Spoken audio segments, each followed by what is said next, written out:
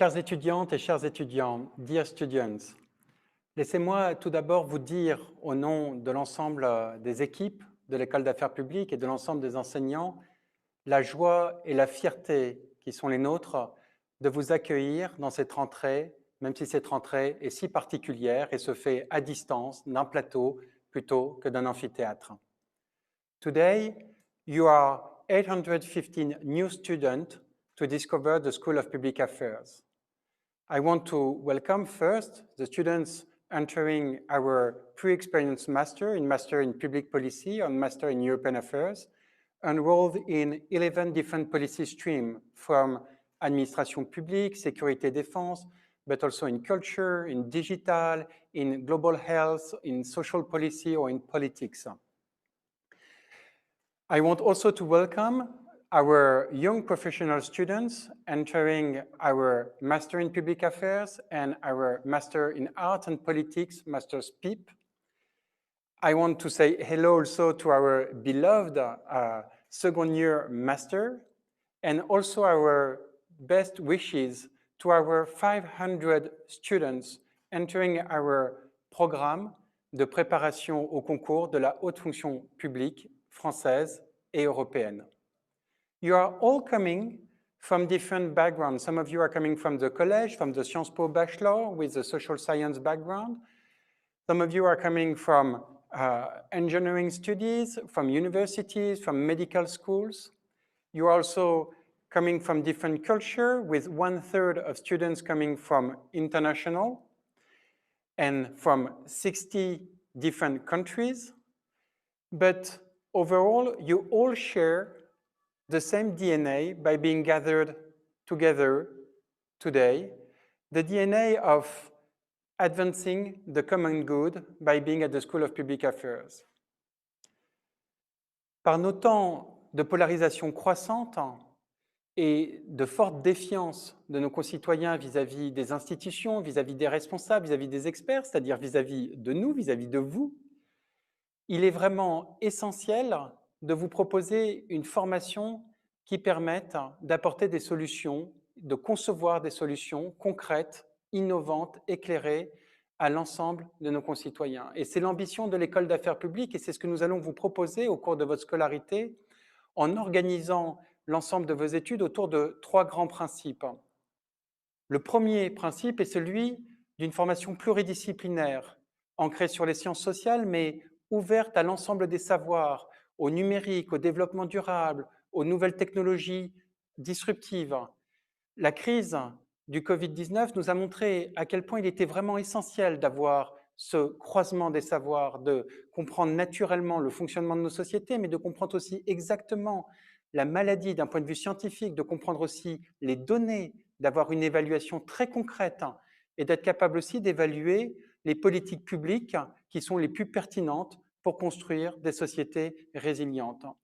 Vous allez aussi avoir accès à des cours sur la politique publique, mais aussi sur la psychologie, sur la déontologie, sur l'éthique, pour pouvoir prendre à chaque fois des décisions responsables et éclairées lorsque vous serez dans des situations de responsabilité.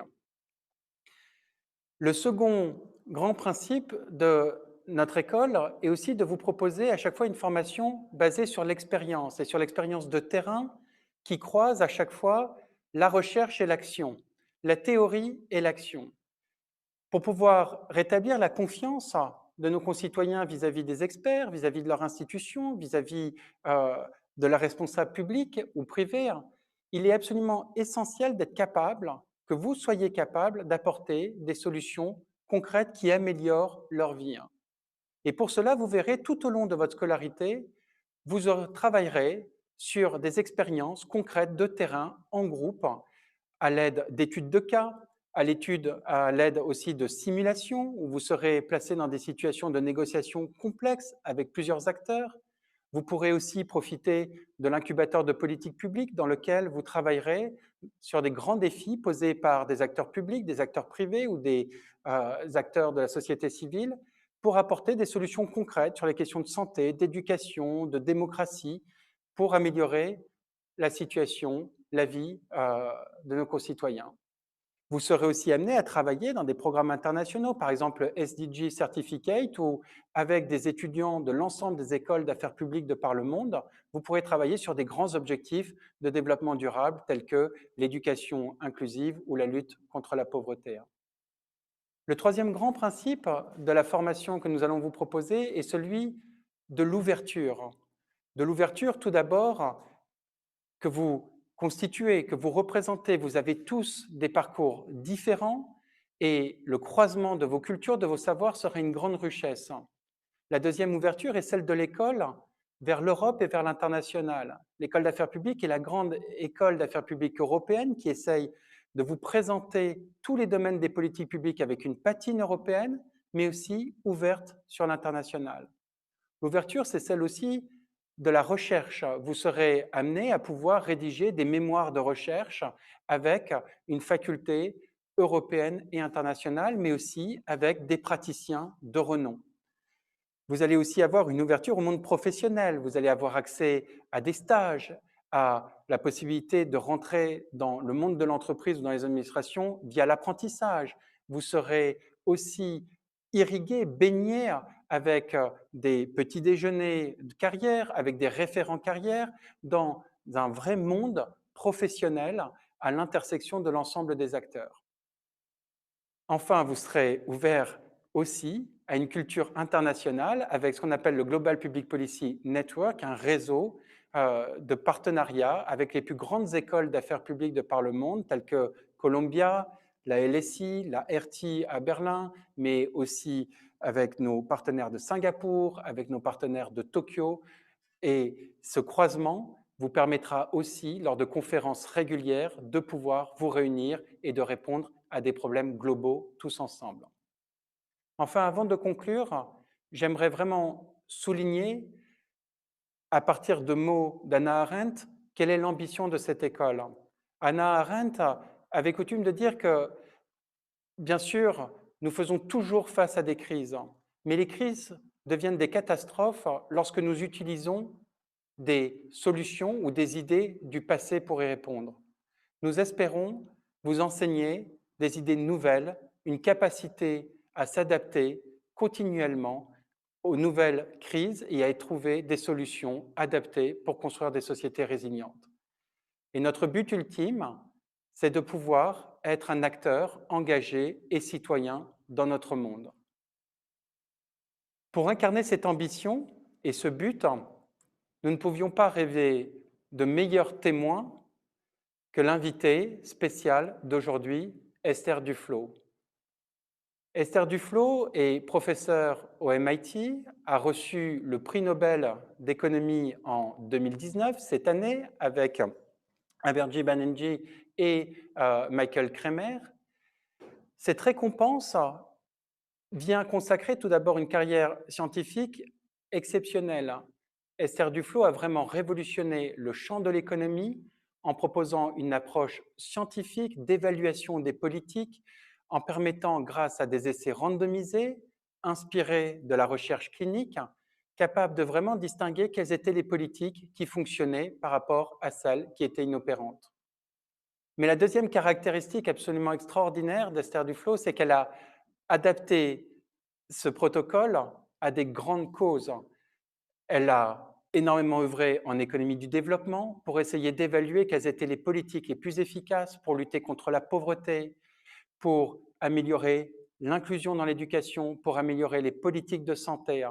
Et à ce titre, Esther Duflo ne pouvait pas symboliser mieux que quiconque l'ambition de cette école d'affaires publiques.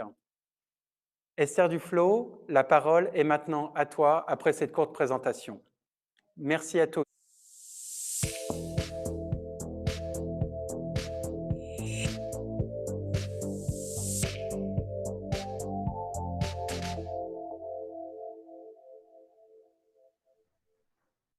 Esther, nous te cédons la parole. Bonjour, bienvenue à tous et bonne rentrée dans ces temps un petit peu exceptionnels. Je suis sûre que vous êtes un peu tristes de ne pas être tous ensemble et de ne pas venir en personne, mais gardez à l'esprit que vous êtes les privilégiés. Vous avez la chance d'être là, vous avez la chance qu'on vous donne d'être en position de recevoir les outils qui vous amèneront à être utiles dans le monde, dans cette crise et dans celles qui viennent. Donc, soyez optimistes, soyez énergiques et faites, tirez-en le maximum possible. Je vais essayer de vous sharer mon screen. Hop.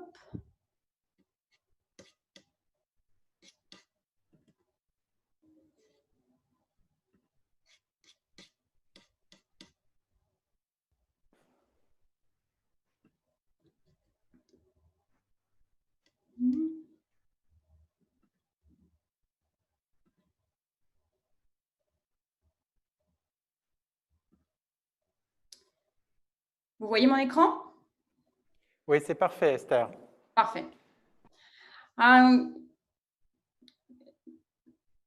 Welcome to everyone. As I said in French, I'm sure you would be happier to be in the amphitheater together and getting ready to hang out in the Café de Flore and so on and so forth.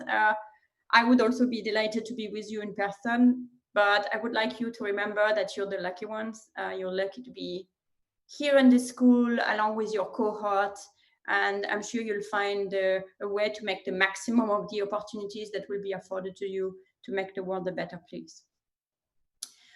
So the talk I'm going to give today is called Good Economics for Harder Times. Good Economics for Hard Times is the title of a book that we published in November, not really anticipating that the times were going to become significantly more difficult than what we predicted. Most issues that are important today in our societies are core economic issues. Of course, it started with Brexit and trade and immigration and growth and inequality and climate change. And this has only become, this has not changed with the recent issues we have to deal with, the pandemic and its economic impacts. Is, of course, full of economics, both in terms of people's behavior and in terms of its impact on micro everything. And the second big topic that really create major convulsions, particularly in the US, in Brazil, in India, in the last few months or few years, is racism and discrimination, which again is an issue that's full of economics. So you would think this is the time where everybody would flock to economics courses, and every economic student would be a potential advisor to their friends, to policymakers, and to society. But as it turns out, even among a general state of mistrust that Yann was talking about and that his research focuses on, economists have a special place in the heart of people for being particularly distrusted. So this is a poll taken in the UK in February 2017, shortly after the Brexit vote. And you can see that economists are the second most distrusted people after politicians. Only 25% of people trust economists about economics. So it's not about, dating advice or anything. And civil servants, which you are presumably many of you are preparing to be in one of those four categories, are just about as mistrusted as economists are. To give you a sense of the magnitude, this is the trust in economists is half of the trust in weather forecasters. So if you, like me, follow the weather, you understand why we have a big problem when we say something like that. So people do not trust economists, then naturally on most core issues, people disagree with them as well. To test that, what we did is we ran a survey in 2018 of 10,000 economists. And we asked them, 10,000 individuals. And we asked them many questions, including these trust in economist questions, where we found very similar results that YouGov had found for the UK respondents. And then we asked these respondents a series of questions which had been asked to a panel of very prominent economists. So we took exactly the same question that were asked in the panel. So one of the questions was this one: imposing new tariffs on steel and aluminum will improve Americans' well-being. So here you can see in the orange bar the response of the average respondent. So 33% of our respondents think answer yes to this question. And I'm about to reveal the expert bar in my animation graph, except that it is there. Exactly 0% among this pool of economists thought that it would be a good idea. So here I'm not pronouncing on who is right or who is wrong. What is striking is just a disconnect between what the economists think and what the general public think.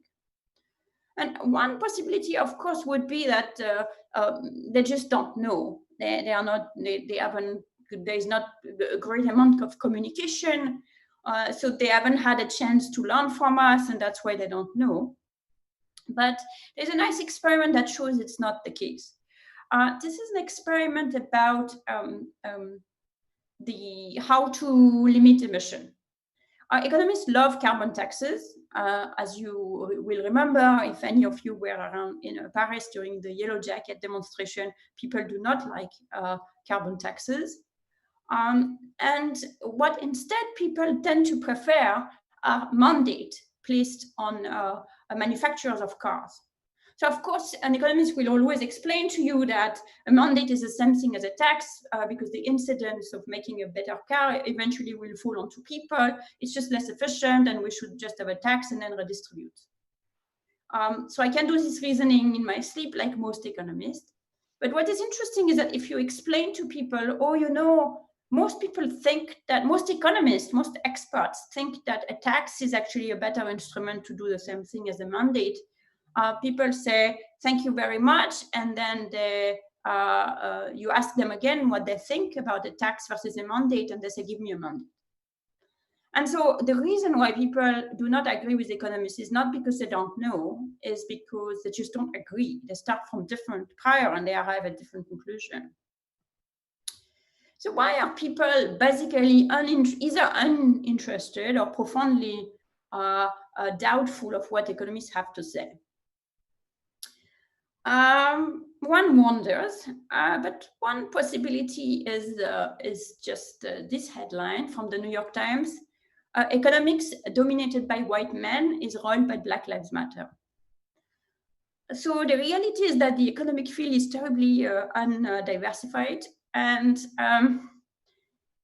there is a clear perception in the world outside of economics profession that the research is similarly undiversified and not open to issues such as possible discrimination within the police, etc. And in fact, the media sometimes kind of latches on what economists say about these issues. For example, the Wall Street Journal published an opinion during the big demonstration against racism and structural racism in the US this spring, by taking up some studies to show that showed that police racism doesn't exist.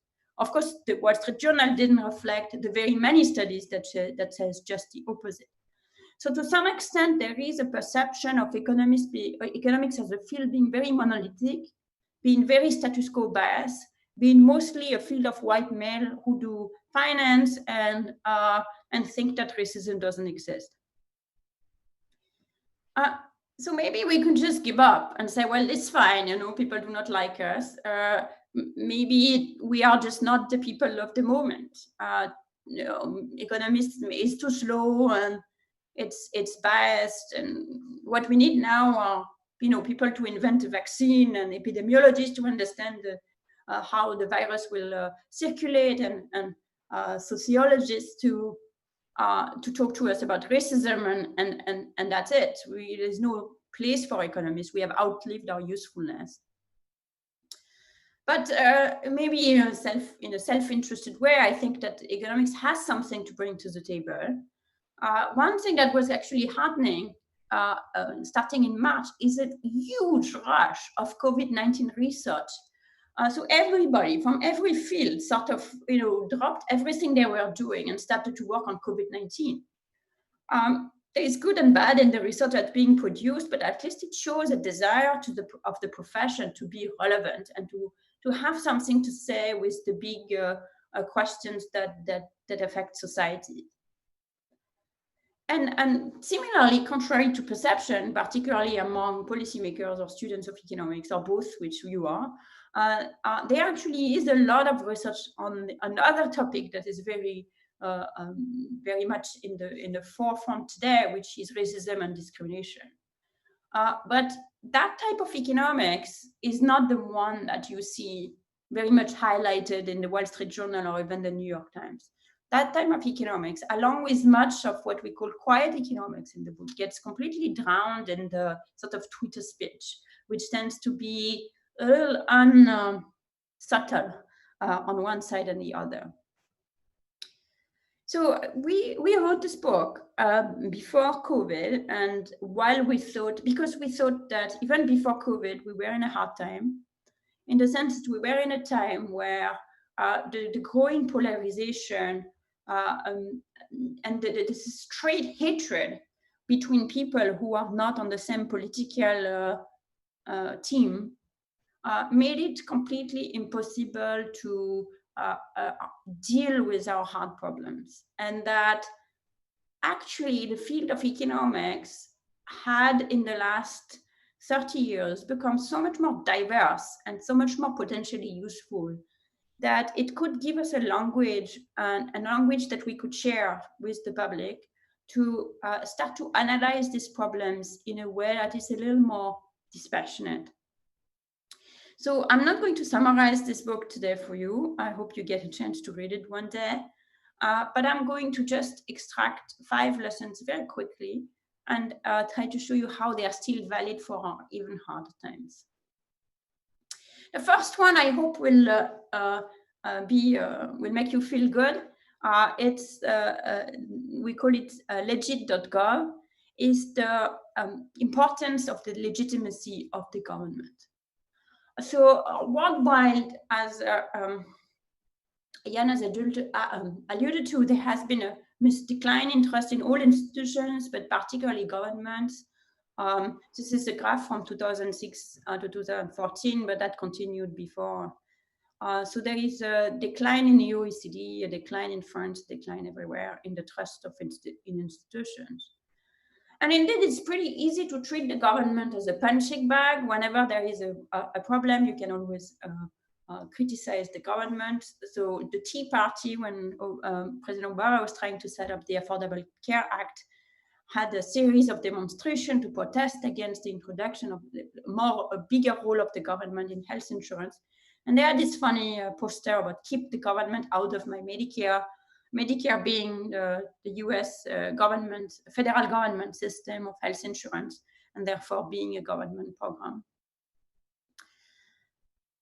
So this is something that is government bashing is something that has been a bit of a sport, including among economists. It's been very easy to always say how governments are inefficient and full of corruption and bribery, etc. And there is a lot of research and work on that. And I think what we are forgetting in this criticism is that typically government intervene to solve the problems that the market has failed to intervene. So government intervene precisely when the problems are difficult. So there is, of course, no wonder that it's hard for governments to do a good job because it is a hard job they have to do. And in fact, when the private sector tries to do what the government tries to do, for example, allocate scarce seats in university, the type of scandals that you get can be even worse than what you see in the routine operation of government who do that on such a larger scale. Now, the COVID crisis, from your point of view, students of government, is actually potentially an opportunity because it reminds us why we need governments. So wearing a mask is an externality. The private benefits are very limited. The public benefits are large. And therefore, this is something that is going to be underprovided by individuals and need to be mandated. made as easy as possible and mandated. Who can mandate the mask wearing? A government. It has to be a government. Who can make sure that a country is ready in terms of having all the supplies that the hospital need? Who can make sure that the country is investing billions of dollars in trying to develop vaccines among candidates mostly who are going to fail, and therefore it's not it's not an activity that where you can make money per se, even though it's a very valuable activity from the economic point of view, but the gain cannot be monetized by anybody. So the government needs to pay for that. Who can borrow at essentially 0% interest rate to put together an economic rescue package? So I think people have realized that, and certainly they've realized that governments are pretty essential. And that makes it a make or break moment. A danger is that if government is perceived to be ineffective, then you could have an even more hatred of the government. So what you see, for example, in this demonstration in the US, tyranny, investigate COVID, tyranny response team, etc. So in some countries that are doing very well in response to the pandemic, so for example, in Korea, you might see a regain in the trust of government. And in some countries that are seen to be ineffective in response to the government, you're going to go even further in the distrust and the hatred of the government. So I think we're facing a pretty critical moment where we could go back to investing, where people would be more invested in the political process and the importance of their government, or we could go further, deeper into this mistrust, which would be extremely damaging. The second lesson we can take from all of history, and in particular the pandemic, is that financial incentives are overrated. So a lot of our social protection system rests on the ideology that the poor are a priori lazy, and if you give them money to survive, they will stop working. And even more, of course, if you tax it away, for example, in minimum income guarantee. As it turns out, there is actually no evidence that it's the case. And in fact, there is plenty of evidence that people do not respond to social programs, and in particular financial assistance from social programs, by working less. So there are many, many examples in the book, but I'll give you one here, which is a study that put together a lot of evidence from cash transfers around the world, which have been evaluated through randomized controlled trials. So the gray bar and the purple bar are people who are absolutely identical because they were randomly selected, but some of them had a chance to get a transfer, a monetary transfer, and some of them didn't. And what you see, of course, is no difference. Basically, people are not working less if they have access to a financial transfer than if they don't. None of these transfers are conditional on any work. So it shows that, even when there is generous social policy, it doesn't make people lazy. There is similar evidence in the US. There was similar evidence in the US at the time we wrote the book, but there is now more evidence. And despite this more evidence, which I'll show you in a minute, but despite this evidence that was there before, people still continue to believe in it. So the US managed almost by accident to really avoid a huge crisis of poverty at the beginning of the COVID-19 pandemic by extending unemployment insurance to $600 to basically anyone, including people who earn less before. That was hugely instrumental in avoiding an increase in poverty and hunger and things like that. But yet, very, very soon after this was passed, people started to object, in particular on the Republican side, with these old arguments that, as I've shown you, have no basis in fact. So, for example, Chuck Grassley, Finance Committee Chairman, says this discourages people from returning to work or taking a new job, delaying the recovery. Some weeks and months into the implementation of this program, which is called the CARES program, many teams of economists, I have counted 5 different papers now, looking at the impact of the CARES program on return to work. And none of them find any effect.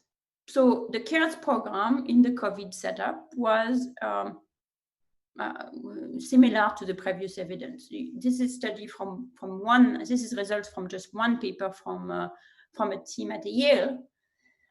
We chose in different colors the level of replacement rate under CARES. So basically, red color, the redder the bigger the replacement rate. You can see that people do indeed work less when the replacement rate is bigger, but they had started working less before the crisis, not after. You can see that they start working less before the crisis. That's why they have higher replacement rate. They were more hit by the crisis in the first place. And here is what the Wall Street Journal took: economist versus common sense. You pay people not to work, fewer will work. So that the Wall Street Journal knows that, except at Yale, it seems. So this is like a very striking demonstration of the way not to do things, which is, I'm presenting you fact, but your fact don't accord with my theory, so that they must be wrong. So, of course, this ideology finally trumped the facts, and despite all of the evidence that came out that in fact it wasn't discouraging people to look for work, it's not been extended, and now it's gone, and probably will be gone for months to come until there is a next election. The third lesson is that the economy is sticky. It was before sticky, and now it's probably even stickier. What do I mean by that? Mostly I mean that people do not take advantage of opportunities that are far away to make more money. People do not want to abandon the job that they have today and their village or their city to go to another place to look for more opportunity. In the US, we see that the rate of county-to-county mobility has gone down from about 6.4% every year to 3.9% every year, so almost in half since the 1950s. It shouldn't be 84, it should be 48. Internationally, it is the same thing. People are sometimes worried in the US that there would be a huge onslaught of migrants that are going to, tsunami of migrants that are going to change our countries forever. But the most striking fact about international migration is how little there is of it. And an even more striking fact is how little even internal migration there is, even in response to very solid crises. Yet there is some, but the problem is COVID has been a complete disaster for migrants in the South. So you can see here people in India. What happened in India is when the lockdown was announced, people were given just a few hours. Construction sites were closed. Most people work where they live where they work. So people lost at the same time their livelihood and the place to be, and they had no access to aid unless they managed to go home. So all these people tried to go home by train, completely crowded, then by foot, potentially seeding an enormous Indian epidemic of COVID in the bargain. But of course, making it even more unlikely that these people will want to go back out, even when situations get better. The fourth lesson is that people are less married to their preferences than what most economists think. So most economists tend to think that we cannot discuss people's tastes, the gustibus non est disputandum, and we should take preferences as given and something that is stable and very hard to modify and doesn't really respond to things. And we should instead see how people with a given set of preferences behave in the world. So if that's the case, then a situation like we've experienced this spring with a big suddenly realization of how bad the problem of racism was in the US, both experienced through the fact that Black people are 3 times as likely as white people, age adjusted, to die from COVID, and of course the very routine killing of Black people by the police. So if we think that people's preferences are very strict and stable, then it's basically depressing because there is not much we can do about it. But in fact, in reality, people's identity is something which is much more flexible than we often believe. So here's just one quick example of it. This is a bunch of bankers that were brought into a lab, and they were asked to write an essay about their weekend. That's the control group. Or they were asked to write an essay about their job as a banker. And that's the professional identity bar you see here on the left. And the first result is that the people who wrote an essay about their professional identity are more likely to say that social status is primarily determined by financial success than people who are in the control group. And then what you do is you ask these people to throw a coin and to be paid as a function of the number of successful coins. Say head. If you head, you win. And you can see that people who are more likely to report that materialism, that money is an important part of social success, are much more likely to cheat on this coin throwing. So basically, you take bankers and you make them reminisce about their weekend, and they are less likely to cheat. So it shows that something as important as what you think is important and your honesty, etc., can be affected by almost nothing, which suggests that the architecture in which we make people live and study and interact with each other has huge impact potentially on how they will relate to other people and whether they will be willing to engage with people who are different from them, get to know them, and understand them better. So racism is not a given, it's an outcome, and it's an outcome of how we decide to organize society. The last one, and I'll stop here, is the critical importance of dignity. So the dignity is not something that you hear as a concept in most economist discussion, but it's really something that is essential to most people. So if we go back to why people aren't leaving, aren't moving, when, say, for example, they lose their job as making furniture in a furniture company, well, you could say, well, you've lost your job making furniture, but you can get another job being a security guard. Jobs that David Graeber, who passed away recently, was describing as bullshit job. And people aren't really willing to give up their good jobs for a bullshit job, even for the same amount of money, because the bullshit job is not bringing the dignity and the sense of purpose in the job they had before. And that explains to some extent why people are refusing to move from when they get hit by an economic shock, say due to trade or automation or COVID or anything. And that also explains why you have a huge epidemic of despair in the US, and I'm sure you'd find something similar in some parts of France, which in the US translates into the absolutely unheard of effect before COVID and after the flu of 1919 of an increase in mortality among white non-Hispanics, coming exclusively from this death of despair. So here we have, I think, a very unusual opportunity with the COVID crisis, is to put back dignity at the center of social protection. So why are people so afraid and so desperate when they lose a job? Partly it's because the social protection system, because we are so scared of other people's laziness, is entirely is under the long shadow of Victorian punishing system. And we're always trying to make it difficult for people to access aid and to kind of a little bit humiliate them in the process, for their own good. And the reason why it has been difficult to change is because when you ask people about themselves, they think that if say there was a universal basic income, or if Medicaid was very generous, that would not stop them to work.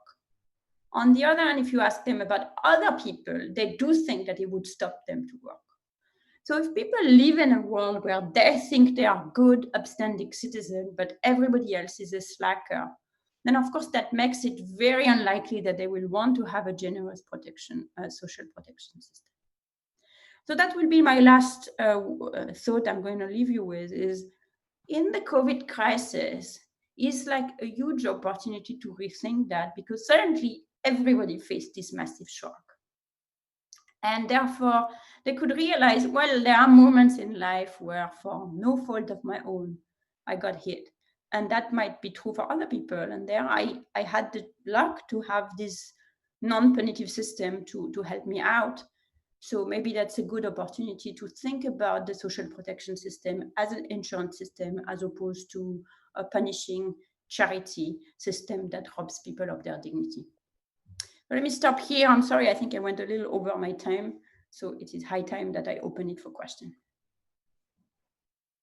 Thank you very much, Esther. So now I will just actually try to transfer some questions from the audience. So first, you have feel a lot of enthusiasm, obviously, and some question about what will be, the first question, what will be your main priority if you could organize a country. It can be a small one, obviously, and you will have to maximize average welfare. What measures in terms of policies, regulation, or programs would you prioritize? I'm afraid it's a little bit above my pay grade, because I tend to work on a more micro level. Joke aside, I don't think that's my place to say that. I think experts in part get a bad rep by trying to substitute for the political process. And I think that should very much, the priority at the level of a country should very much be should very much emerge from the political discussion and democratic votes. And where experts have a role is how to best execute what the social will of the people is. So I might have my opinion because I'm a citizen, but I'm not going to share it with you, because you're not asking me as a citizen, you're asking me as an expert. And I think as an expert, I owe it to you to shut up. So I will ask a related question. In this case, as you know, many students might also become policy makers. And so there is one question wondering on, if you were to look at the characteristic of successful politicians, those who can really actually implement good policy, what will be the main characteristic of this politician? What will be the best training of such a politician? To go to Sciences Po, to École des Affaires Publiques. Obviously, I have the correct answer. Yeah, I want all my points. Okay. No, I think what is essential, I'll tell you what is lacking in most very good politicians I have met and policymakers is an attention to details. People are very, often are super, many people are just very committed and really want like some good things. But it's hard for them to go from this to the nitty-gritty of the implementation and how it's going to work in practice. And the reason why it's really important to be interested in the details is often the details make all the difference in the policy having zero impact versus actually working out. And what I find is most politicians is just not enough interest in going all the way till what did this do? And that reflects in not so much interest for evaluation, which is usually an afterthought, but it's deeper than that. It's not just the evaluation, it's the actual implementation is sort of relegated to some afterthought.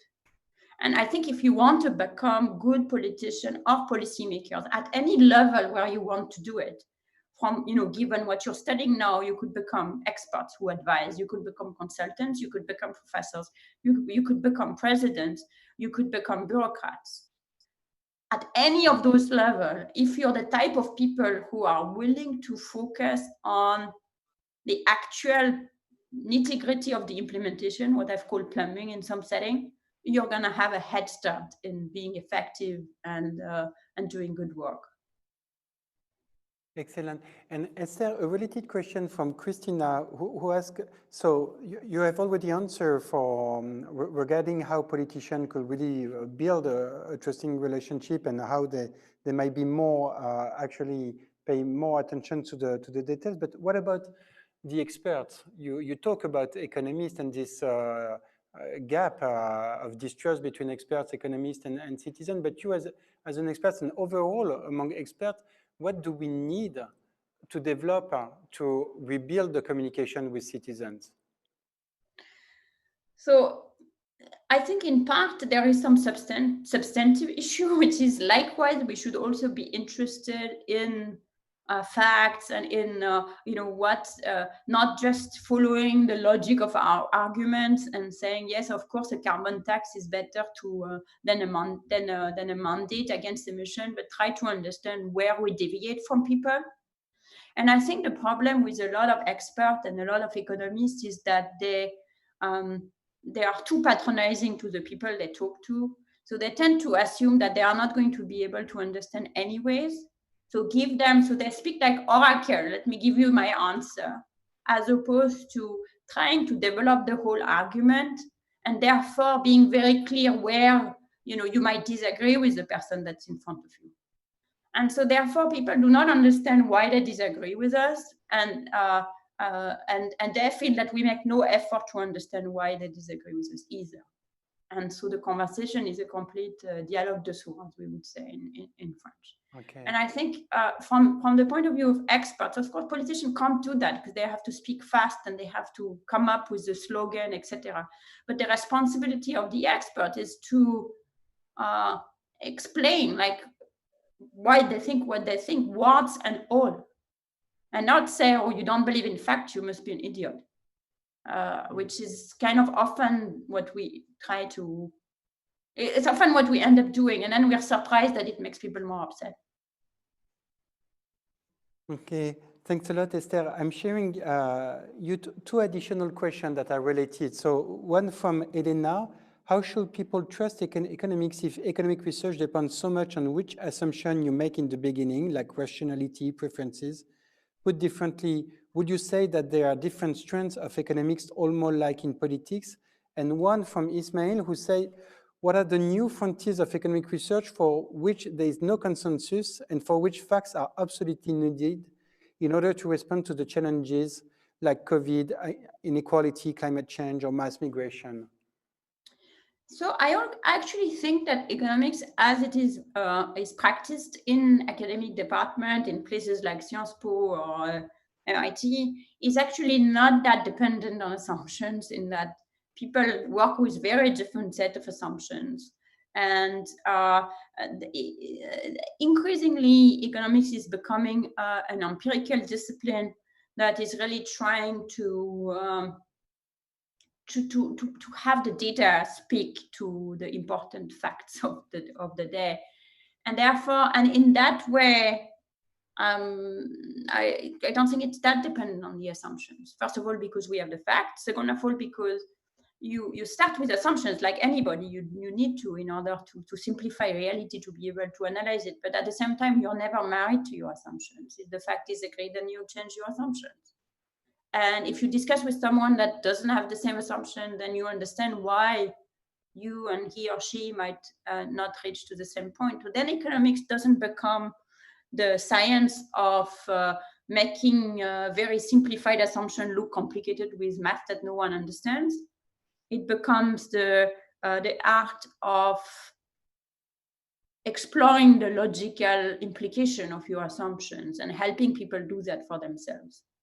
And then in that sense, it becomes more, not so much a set of conclusions, but a set of tools to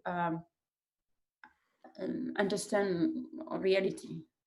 So I think if we manage to do that, and if we avoid treating people who disagree with us of being flat earthers, then we'll make progress. Unfortunately, some of us are a little bit more vocal than others. That's why we decided to write this book, is to give a voice to the people who feel that they don't really have time to engage in Twitter conversations. Okay, thank you for giving this optimism. So still in terms of optimism, I hope, Esther, there's a question from Alex, not a simple one, asking what are the biggest challenges above us in the next 20 years and what concrete action can economists and politicians undertake? Earth, as in the planet. Yes, so what are the biggest challenges above us and what concrete action? In front of us, what the biggest challenges we face? Oh, well, there are a few that. Sure. So this, I kind of I more have a list of those because that's the one we tried to tackle in the book. So, but I think that the post-COVID, which I think is a big challenge in the very short term, but will be resolved in some form. In the next few years. It might take a while, but post-COVID, I think what we'll have in front of us are polarization and the difficulty to have any conversation, the rise in inequality, and the rise of xenophobia and racism, and climate change. And I think those are the big ones. And, with all of those, or you might think, well, my God, those are very big problems. But when I started working on poverty, this was also a very big problem. So many children died under the age of 5, and something like 30 million kids were not immunized every year. And you might think, well, this is such a big problem. This is not really someone we can resolve. So let's think about something else.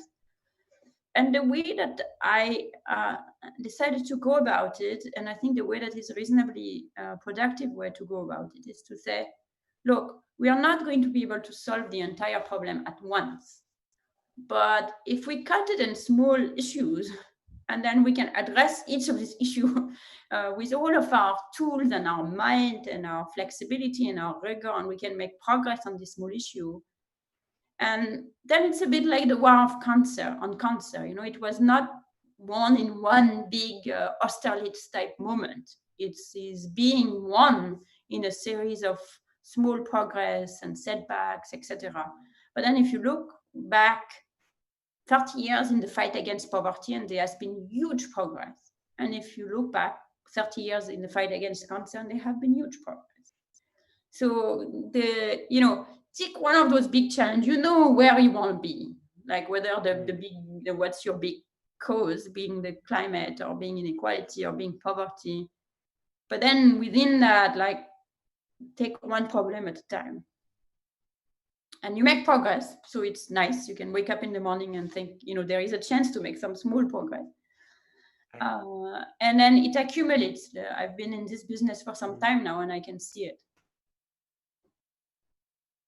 And Esther, so on the same topic, there's a question by Laura. So you are mentioning that we are making some progress in fighting poverty. Obviously, there is another emergency with the climate emergency. You mentioned this big divide between the recommendation by economists, especially in terms of tax carbon, and what the citizen will expect as a solution. So do you think we can be also optimistic in terms of finding solution and making progress on the climate emergency? Yeah, I'm actually quite optimistic that we can, because it goes back to the question of preferences, that preferences are not that stable. And I think people are actually able and potentially willing to change the way they consume. That needs to happen. We need to change the way we consume for avoiding the climate catastrophe. We cannot count on just making investment in green energy and hope it's going to put us in the right path where all the energy will be clean and we can just have the same life but clean. Maybe it would work, but I don't think so. So I think, so you might think this is a huge challenge. We need people to change the way they live and the way they consume. But I actually think it's totally feasible because we are attached with the way we live now just because we've always lived like that. And if we manage to change even temporarily or to create new social norms, which is something that young people today seem to be really keen to do, then we will be in a position to, then we'll just change and we won't be unhappy. We'll consume less and we'll think it's perfectly fine. And so that makes me very optimistic. I do think that we will not make progress if we pit climate change as, again, we, the experts who understand it's important, versus the others who really love their cars and don't understand anything.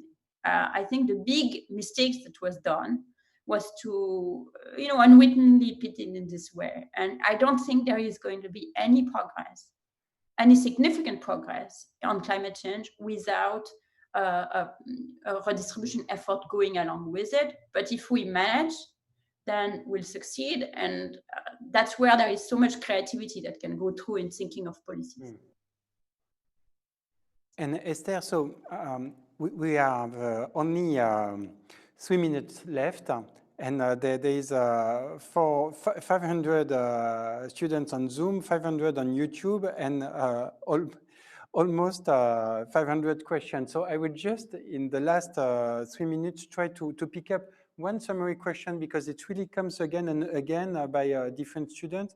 But I think, where do the solution will come from? It looks like there is a real lack of trust in international organization. Do you think that solution will come much more from citizens, from experts, from coalition of experts and citizens? And what about the role of international organization in this setup? I think solution will come from anywhere. They will come from citizens, they will come from NGOs, they will come from the experts sometimes, the alliance between the two, from businesses, etc. The key is that, again, if you think about the breaking the problems in many little problems, then there are so many solutions we need to come. There's so many problems and so many solutions, and anybody, like, depending on the nature of the problem, anybody can come up with a solution. What we need to do is to be open to listen to them. I think so I think some solution might even come from international organizations. The mistake is to think that the solution have to come from them, or they have to come from governments, or they have to come from the south, or they have to come from the north. I think it's going to be like coming from everywhere, with people with very different level of expertise. And we need to keep trying them out. And then many of them are going to be, not work, and some of them will stick. And then that's all we need. Okay, thank you very much, Esther. Esther, I think that the students would like to talk with you during the entire afternoon. Unfortunately, this is the end, but on behalf of the students, I really want to thank you for sharing your optimism, and an optimism that is really evidence-based with concrete solutions. Et j'aimerais vraiment remercier de tout cœur aussi l'ensemble de nos étudiantes et étudiants d'avoir été présents. J'espère qu'on se retrouvera très rapidement et en présentiel. Merci Esther, merci à tous et à très bientôt. Au revoir. Merci.